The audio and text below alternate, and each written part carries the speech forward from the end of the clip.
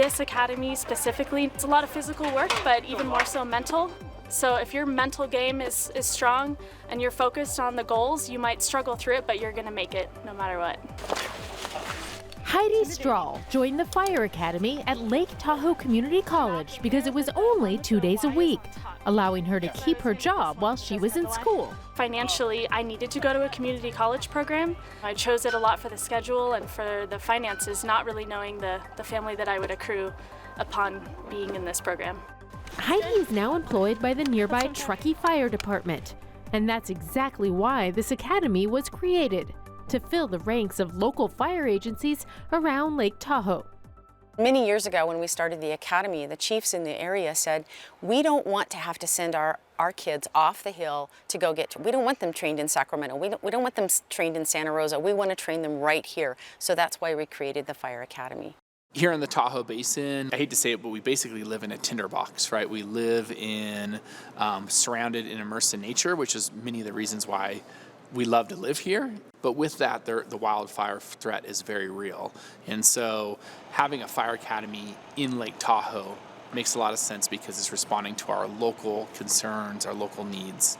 Can you go, are you comfortable going aloft? We can do a number one. Yes. The two of us can do a number one. The academy has been funneling firefighters to local Tahoe agencies since it was established in 2006. And now it's diversifying those agencies as well. The community college says it's making an intentional effort to recruit more women and people of color. We have the most diverse student body in all of higher education in California. That is a plus for employers like fire departments who are looking to diversify their own workforce. Here in the Tahoe area, we have a huge Hispanic population.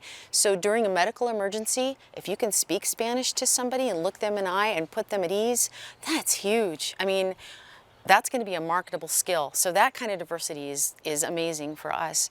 Erick Mejia hopes being bilingual will help him land a firefighting job. We didn't do body check. So A native of El Salvador, he's been learning English while attending the academy.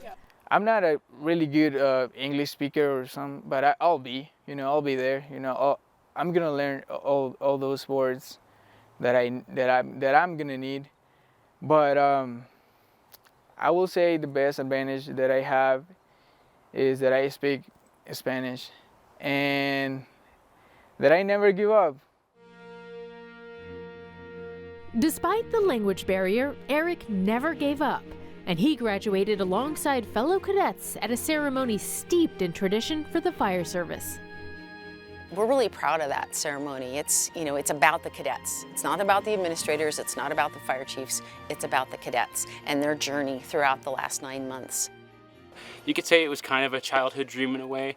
You're going to grab the first bundle that attaches to the gateway. It wasn't something that I really decided to pursue until I found out I was actually having a child of my own. And I've always been interested in any sort of public service, and the fire service just really appealed to me. As California faces a future with more frequent and more deadly wildfires, leaders say it's crucial to prepare the next generation of firefighters. A workforce that's not only diverse, but fully prepared for the challenges ahead. It's a lesson learned when the Academy's very first class graduated in 2007, just one day before the Angora fire. June 24th was the Angora fire, the largest fire we've ever had here in the Basin. And they were on it. They were ready, they were prepared, and that was the message that we received. We need to be prepared. We need to have these kids ready to go.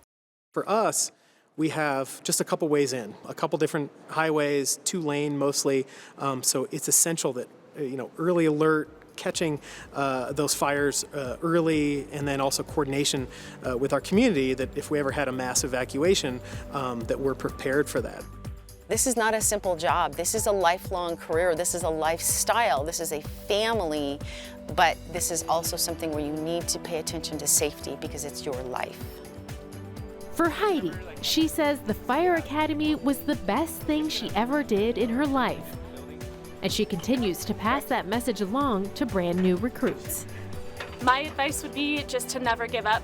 I said that to this oncoming group that's going to start here in a couple of weeks. don't ever quit on yourself and don't ever quit on your team, and you'll make it through